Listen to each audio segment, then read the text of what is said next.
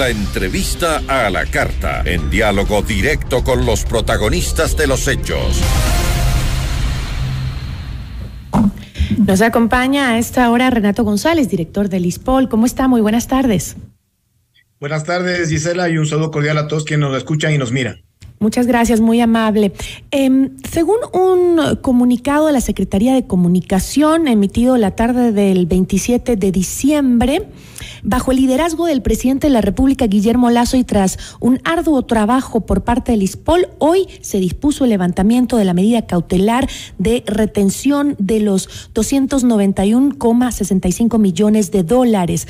Y con ello, pues, se alcanza un logro histórico en la lucha contra la corrupción y se recupera la titularidad y la disponibilidad de estos recursos, agrega el comunicado. Si bien este comunicado oficial dice que este proceso fue liderado por el presidente y por el trabajo del ISPOL, ¿no fue la Fiscalía quien pidió a la justicia levantar la retención de estos fondos en una filial del Citibank?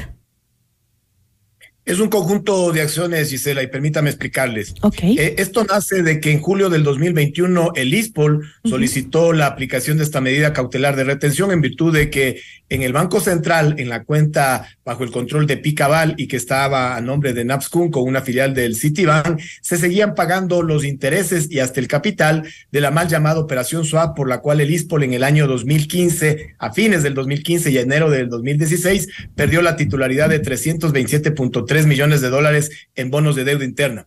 Esto fue aceptado en su momento y resultó una medida preventiva sumamente útil, porque eso de que 28.65 millones de dólares se hubieran perdido desde julio del 2021 hasta la fecha, que se han pagado por concepto de intereses.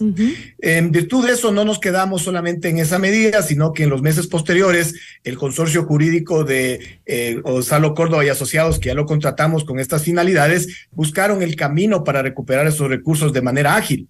Y es así que se encontró la posibilidad en el artículo 10, numeral 2 de la Ley de Mercado de Valores, que habla de la aplicación de medidas de saneamiento y corrección.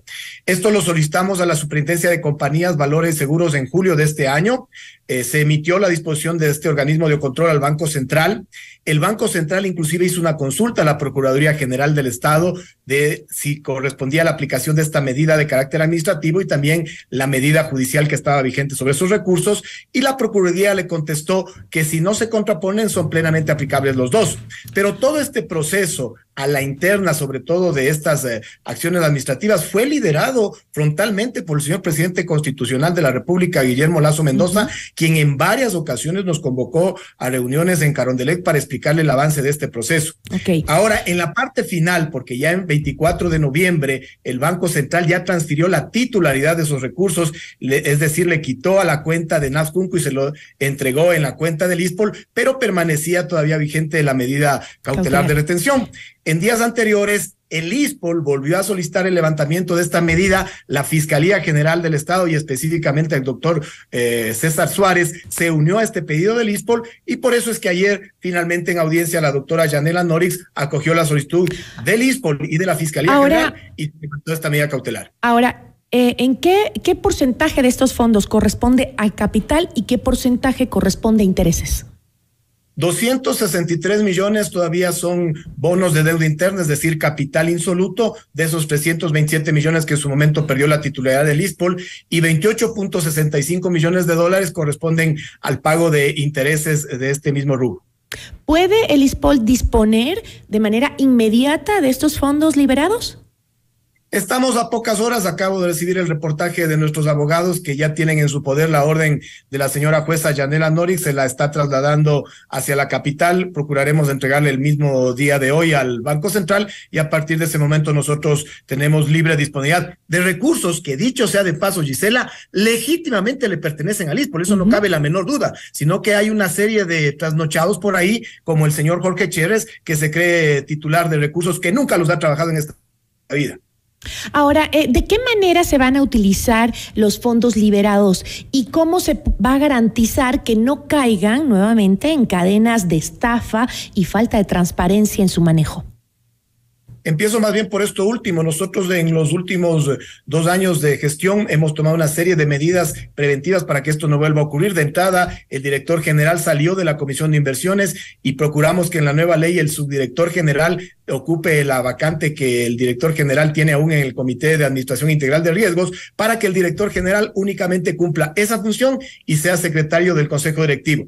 Adicionalmente, estamos implementando la norma 37001 antisobornos y la 37301 de cumplimiento, que ninguna institución pública ni privada en el país la tiene. Nosotros para abril del 2023, Dios mediante, habremos aplicado estas 2 normas. Adicionalmente, en los primeros meses del próximo año vamos a crear la unidad de cumplimiento y, por disposición de la Superintendencia de Bancos, el Comité de Auditoría Interna y también Auditoría Interna Institucional, porque en este momento lo que tiene el ISPOL es la auditoría interna que viene de la Contraloría General del Estado. Es decir, se están adoptando todas las medidas preventivas para que esto no vuelva a ocurrir. Además, hemos contratado al servicio informativo de las casas de valores para que tanto inversiones como riesgos esté automatizado. Eso es lo que estamos haciendo de manera preventiva. De los valores, usted me decía a qué los vamos a dedicar. En primer lugar, los 263 millones de dólares en bonos de deuda interna, vamos a procurar inclusive negociarlos, porque procuraremos que tengamos liquidez para dirigirlos a préstamos de nuestros propios afiliados. Y de los 28 millones de dólares que tenemos en efectivo, en primer lugar hay que pagar las deudas, hay que ser honestos y también justos. Los abogados tenían y tienen por contrato un fee de rendimiento, es decir, un cobro por éxito del 3% de lo que recuperen. En este caso corresponde aproximadamente a $8.700.000 y eso habrá que pagarlo de los 28 millones que se recuperan en efectivo. El resto se dirigirán a la serie de prestaciones y obligaciones que tenemos con nuestros asegurados. Ahora, para recapitular, el 24 de octubre la Superintendencia de Compañías ya ordenó al Depósito Centralizado de Valores del Banco Central que corrija el registro o inscripción contable de 37 bonos de deuda interna del Estado, ya que pertenecen al ISPOL. Ese monto era por más de 290 millones de dólares que ahora dispone ya el ISPOL, el cual forma parte de la estafa y defraudación que sufrió el ISPOL en operaciones financieras de inversión y que dejó un perjuicio económico de más de 900 millones de dólares. De esos 900 millones de dólares, recién se ha logrado recuperar 290, es decir, menos de la mitad. De los 291 hay que sumarle 40 millones de dólares que hemos recuperado en otros segmentos y queda un total de 331 millones que equivalen casi al 41% de los 801 millones que fueron reclasificados por disposición de la Superintendencia de Bancos. Es un porcentaje inicial que nos deja contentos por lo pronto para el año 2022, pero que quiero contarle que hace 2 semanas hubo una reunión en la gobernación del Guayas dirigida por el señor presidente de la República, Guillermo Lasso, quien claramente nos ratificó el apoyo para continuar recuperando recursos. De hecho, tenemos 2 objetivos al corto plazo, que es sentarle en la mesa de negociación al Citibank de Nueva York para que responda por 195 millones de dólares que ya cobraron de esta mal llamada Operación SWAP, que también deberíamos llegar a un monto de indemnización por el sufrimiento, la angustia que ha tenido el conglomerado policial. Y el otro frente es Cuagrán, que es un puerto privado evaluado en 25 millones de dólares, donde existe una serie de acreedores, incluido el propio ISPOL, al que se le deben 25 millones de dólares, al Banco del Austro, que se le deben 14 millones de dólares, y que ahí tenemos un litigio porque Banco del Austro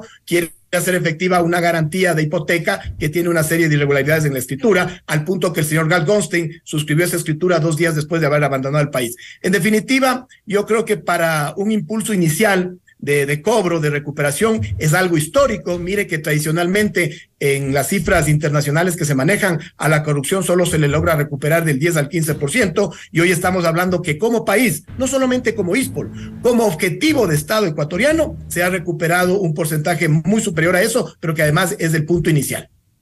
Esperamos que logren buenos resultados en las estrategias que se tomen para recuperar el resto del dinero. Le agradezco como siempre muchísimo por habernos acompañado. Un saludo cordial, Gisela, y un venturoso 2023 a todos los ecuatorianos. Igual para usted, muchísimas gracias. Nos acompañó Renato González, director del Instituto de Seguridad Social de la Policía Nacional, ISPOL.